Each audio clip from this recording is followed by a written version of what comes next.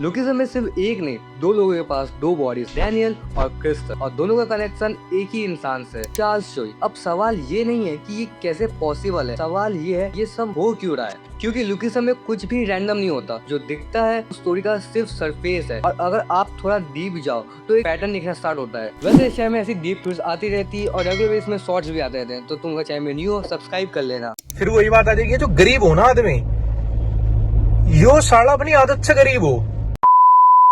And now back to topic. Daniel एक normal background से belong करता है। क्रिस्टल चार्ल्स चोई की डॉटर है। दोनों के पास सेम एबिलिटी है, सेम फेनोमेना। ये कॉन्सिडेंस नहीं, ये सिलेक्शन है, और सिलेक्शन का मतलब होता है कंट्रोल। अब तुम डैनियल का यूआई मोड को ही देख लो, वो रिएक्ट नहीं करता, वो परफेक्ट रिस्पॉन्ड करता है। हर मूव कैलकुलेटेड और अटैक प्रिसाइज, जैसे बॉडी ऑलरेडी ट्रेन हो, जैसे वो पहले भी फाइट कर चुकी हो। मतलब सिंपल है, बॉडी डैनियल से ज्यादा जानती है।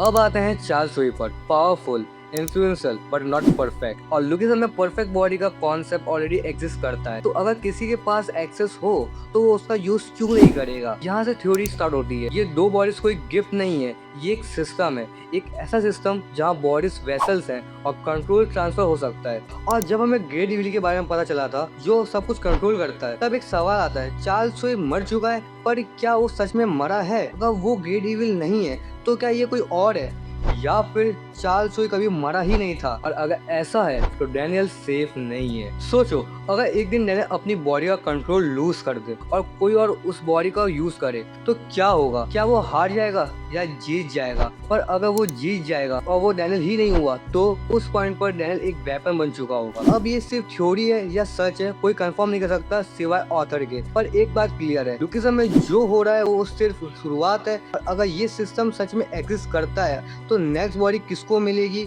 ये कब का डिसाइड हो चुका होगा। अब आपको क्या लगता है, डैनियल की बॉडी गिफ्ट है या एक प्लान था? कमेंट बताओ।